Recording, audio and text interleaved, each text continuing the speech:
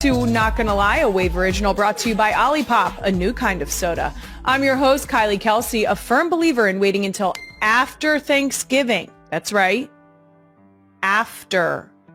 To decorate for Christmas or listen to Christmas music. Cut that shit out. It's not time. Give Thanksgiving her moment. I now host 2 different YouTube shows. What the fuck? Shout out to FAFO. What are we doing? Apparently 2 YouTube shows. And consider this your quarterly reminder. I can fight. And I will if I need to. Okay? That's right. Don't think I didn't see some of those comments on the Thirst Trap Garage Beer posted on my husband for his birthday. Let's start here. Garage Beer, we have beef. Cut that shit out. You knew what you're doing. I respect it. I do want to shout out to the real ones who have clearly heard my warnings, like at Hummingbird Cake, who said, I'm going to bite my tongue before I say something that makes Kylie come beat my ass. Way to recognize. Because you know I would. Someone else said, happy birthday to Jason and congratulations to Kylie. Thank you. Women supporting women. You know we love that around here. I do just want to restate as the reminder, clear as day, so there is no confusion. That's mine. Yep. When you see my husband, you should hear my voice like the Finding Nemo seagulls. Mine, mine, mine, mine, mine, mine. Okay? Don't get it twisted. Coming up on today's episode, apparently I was the subject of an I Don't Think So, Honey on the Las Culturistas podcast. And I'm absolutely honored. I'm going to talk about that as well as what it takes to be an absolutely elite aunt or uncle in Doom Scroll of the Week. I also had absolutely no business hosting a panel with Malala in Philly, but I'm so excited they let me do it anyway. And you know, I got her to say go Birds. After that, I'm going to be joined by the 3-time WNBA champion and league MVP, the greatest in the world, A'ja Wilson. I just short-circuited because of how amazing the interview was. And still, I'm crashing out about it. Just another person I had no business speaking to. Okay. But first, let's get into Real One Comments of the Week. We've got quite a few comments like this one in last week's Disney episode. An entire podcast where Kylie didn't swear? Crying laughing face. How hard was that? 2 crying laughing faces. P.S. That sign off? Excellent. Well, I'm glad you guys picked up on that. I was saying that I was going to do one episode that was swear-free, the entire thing, dedicated to Big Ed. For those of you who don't know, Big Ed is my father. He is the only person that I make a conscious effort not to say the F word in front of, well, him and other people's children. So I did say for a long time that that was going to be my one swear-free episode, was going to be a shout out to Big Ed. So shout out to Big Ed. We did it. Now we're done. We did it, and we can move on from not swearing, because I do understand that it is a family-friendly place, and we probably shouldn't freely drop the F-bomb there. But sometimes when you see something magical, you're just like, fuck, that was cool. You know? Probably can't keep that in. We'll see. And our next Real One comment is actually Real One artwork. Big Ed said, not my Big Ed, a different Big Ed, said, I made a fun FAFO Christmas ornament modeled after the Love artwork in Philly. Think at NGL with Kylie will like it? Easy answer here. Fuck yeah. That's outstanding. That's a great Christmas ornament. Really gets you into the holiday spirit. Okay, I need this for the NGL set when we start decorating our Japanese maple as a Christmas tree. Big Ed, please make sure to check your DMs because someone is going to slide into them on my behalf. That's it for Real One Comments of the Week. Moving on, let's get right into Doom Scroll of the Week, brought to you by Peloton. Check out the new cross-training Tread Plus at onepeloton.com. All right, first up on Doom Scroll, TikToker Kay McVeigh shared this video of her son calling his aunt about a bad grade he got in school, and she had the most peak aunt response ever for her nephew. Queen Emma, the clip, please. It says, my son calling my sister to see if she would sign a paper with a bad grade. Really quick. So I got a really bad grade on a test today, and I was wondering if you could sign my mom's signature, because she doesn't, I don't want her to see it, because, I'm really scared that I'm going to get in trouble. Yep. Alright, so can I, ride my bike over? Yep. I'm so happy. Alright, thank you. I'm on my way. All right, bye-bye. Yeah. Or as she said, yep. That, outstanding. First of all, the prompt response. Yep. Yep. Absolutely. I love this so much. Your aunts and uncles are supposed to be safe space. They're supposed to be the family that's just removed enough that they can kind of get behind the chaos that ensues. I love this so much. If I currently have my 3 nieces that I call my nieces, they're a family friend that are close enough that I feel they are my nieces. I also have true blood related 2 nieces, 1 nephew that I am grateful enough to have in my life. If any of them called me, my nieces are teenagers. If any of them called me, if they called me for a ride at 1 a.m., if they called me to sign a test, if they called me for anything, I'd be like, drop a pin. Give me 10 minutes. And that's 10 minutes to get to you, not 10 minutes until I leave my house. 10 minutes. No questions asked. I do believe that I do believe Uncle Trav would do this. I think Uncle Trav wouldn't think twice. It would be difficult to get it to him.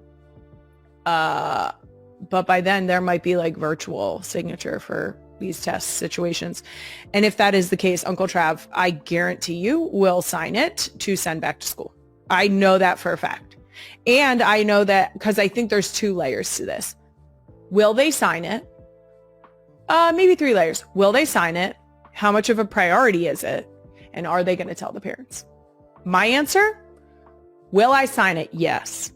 How quickly am I going to get this done? Is it a priority? Top priority. It's going back to school with you tomorrow. Even if you call me, 9:30 at night. Okay?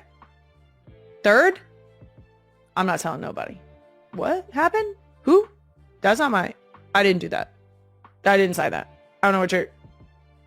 I didn't even receive a phone call. I don't know what you're talking about. Get it? So, call Aunt Kai. She'll take care of it. My little nieces and nephews, you know who you are. Give Aunt Kai a call. I'll take care of it. Take care of it real quick. Yep. To be clear, you're still going to have that grade, but I will sign it. I'm not going to be the aunt that's like, you shouldn't be giving them... No, you earned that grade. C's get degrees. How do you think I graduated? Next up on Doom Scroll, we're talking about practice.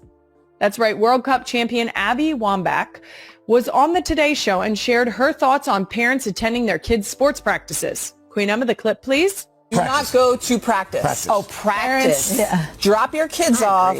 Yeah. If they're young, walk them to the practice. Go get in your car, sit in your car, play on your phone, do whatever you want to do. Read a book, go for a walk. Run. Yeah. But do not go to the practice. This is a time for your kids to play, to not be looking over their shoulders. That's true. Also, give parents their life back a little bit. That's true. Come on. Amen. I cannot agree with this more. Don't go to... What are you doing? Don't go to practice. Do not go to practice. The practice is set up to prepare them for gameplay, right? They're there to play. They're there to sort it out. They're there to learn new skills. They're there to focus on their teammates and the coach. I love the idea of roll up, drop your kids off, tell them to have a great practice. If you want to stick around in the parking lot, fine. But it shouldn't be, it should be clear to your child that you are not involved in their practice. You know what's cool? When they come to you after practice and they get in the car and you can say, what did you work on today? What did you learn? How did that go? What did you like the best? It's more ways to talk to your kids. the being there. Also, as if what are you going to do? Pop in and coach too? No, go sit in your car. Cut that out.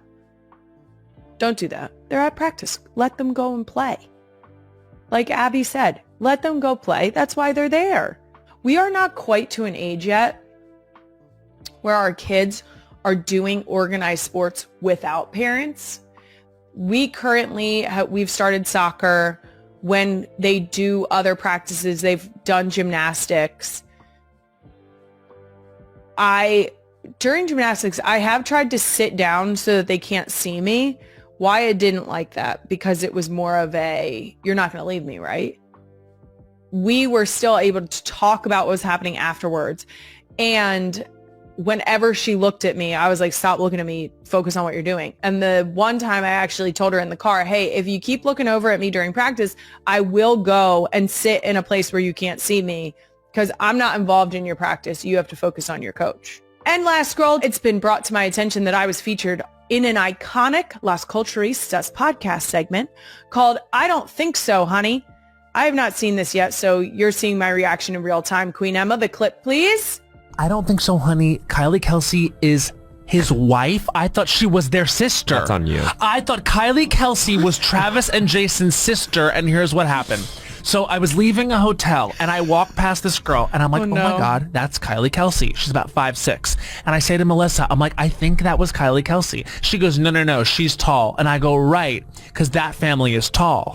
And I go about my life thinking that's their sister who has a podcast. That's so disrespectful towards another podcaster. I don't think so, honey. I need to know this. Like, pop culture is supposed to be something I know about, and it's something I should know about other podcasters. Kylie, I'm sorry I disrespected. Please come on the pod. I have so many thoughts. First of all,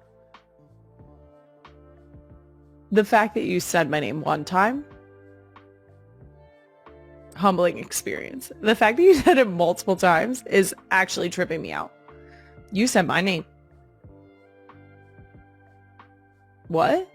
Okay. Next, I do appreciate that it was not that you think that we look like siblings. That I don't think that point was made anywhere in your minute of your segment, which I can appreciate because that would have freaked me out.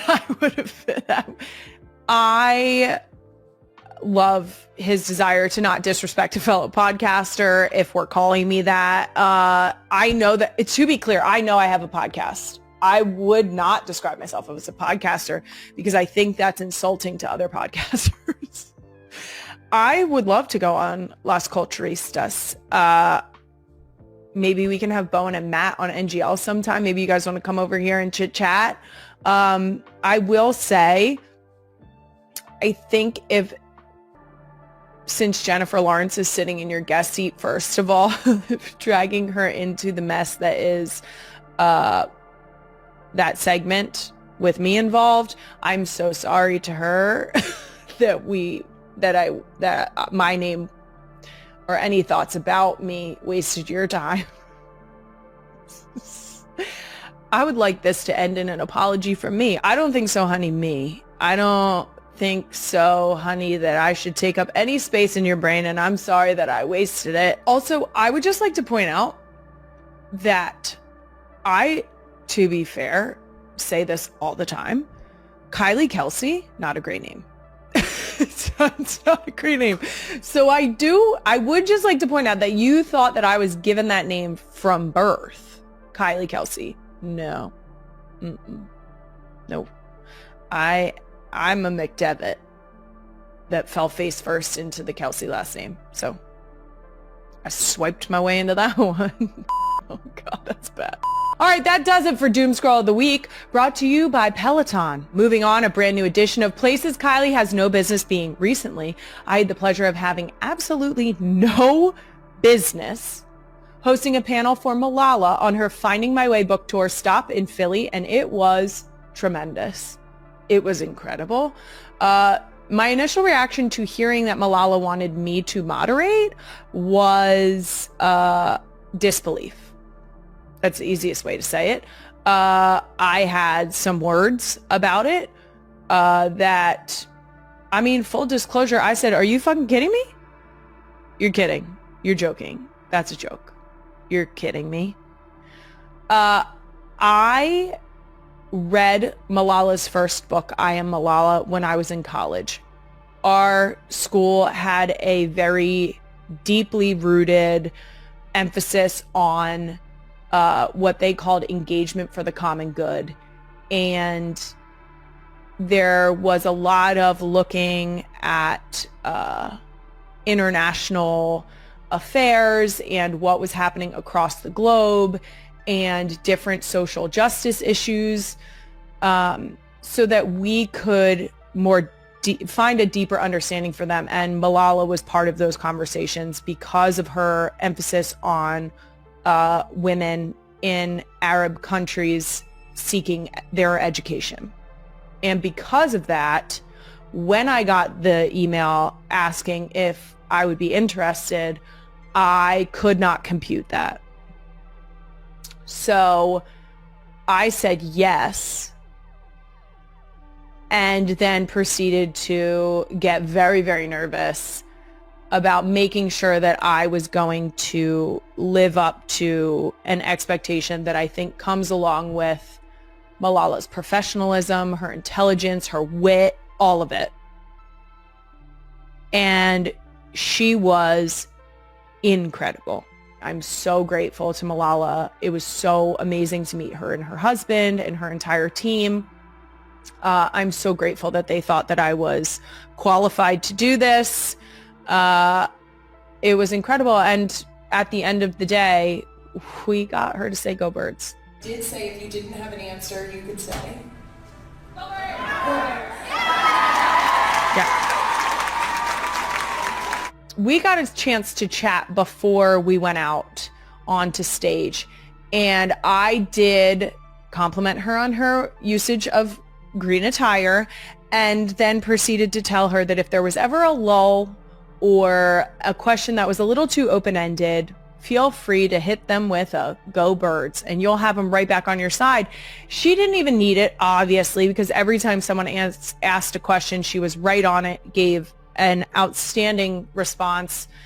And we also closed out the show in the only way Philly knows how. That's right, bringing the people together.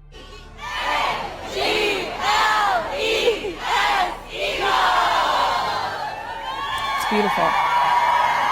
What, talk about unity, you know, bringing the people together. And all of this, like I said, we got to spend time beforehand backstage. I did spend some of that time convincing her to come to an Eagles game. So now that she's said "Go Birds" and practiced. Travis Kelce's name is synonymous with football greatness, yet even legends yearn to step outside the lines and taste life unfiltered. When the rare bye week arrived, Kelce didn't retreat home or hide from the world. Instead, he slipped into the heart of New York City, a place where the famous and the unknown coexist in the same crowded subway car, where anonymity is a luxury even the most recognized crave. He wasn't alone in this urban adventure. By his side was Taylor Swift, whose star power could light up Times Square, yet who craved the ordinary magic of a night spent laughing in a tucked-away tavern. Together, they navigated the city's pulse, blending into the tapestry of late-night diners, jazz-soaked lounges, and quiet, rain-glossed sidewalks. They were seen but not seen, celebrities hiding in plain sight, two people chasing something real beneath the neon and noise. Kelce, whose life revolves around precision and power, found himself surrendering to the city's unpredictable rhythm. One night they ducked into a tiny bar where nobody cared about stats, where the bartender poured whiskey with a wink and the jukebox hummed old Sinatra. In those moments, the world shrank to just two hands intertwined over a scratched wooden table, stories flowing as easily as the drinks. The city's energy was contagious, drawing out a side of Kelce that few outside his closest circle ever witness. He became a storyteller, an explorer, a boyfriend marveling at the way Swift could turn even a rainy walk into something cinematic. Swift, for her part, radiated warmth without pretense. She listened as easily as she spoke, quick with a joke, always present. At the Polo Club, the couple dined in a shadowed corner, savoring the kind of privacy money can't buy. Later, at Zero Bond, They melted into the crowd where no phones were allowed and conversations stayed behind closed doors. A few lucky patrons caught glimpses of them, Swift's laughter ringing out, Kelsey's easy grin, the two of them sharing a world no camera could truly capture. The charm was never in the spectacle, but in the small, unscripted moments. Swift finishing her drink, leaning over to steal a sip from Kelsey's glass, both of them dissolving into laughter. It was a reminder that beneath every headline and highlight reel are two people determined to carve out pockets of normalcy in an extraordinary world. For Kelsey, the city wasn't just a diversion but a way to recharge, a chance to remember who he is when the helmet comes off. The grind of 13 NFL seasons can make anyone forget, but New York's nightly symphony, the sirens, the laughter, the endless possibility, brought him back to life. Fans, ever vigilant, tried to piece together the path the couple traced across the city. But the real story wasn't in grainy photos or whispered sightings. It was in the way they navigated fame together, keeping each other grounded when the spotlight burned brightest. As the week wound down and Kelsey packed his bags for Kansas City, the city's spark lingered. He returned with more than just rested legs. He carried a reminder that the greatest victories sometimes happen far from the field, in the company of someone who understands the value of a stolen moment. The city had given him adventure, anonymity, and a few nights of being just Travis. Not the legend, not the headline, just a man in love, savoring the freedom to write his own story, even if only for a few unforgettable days.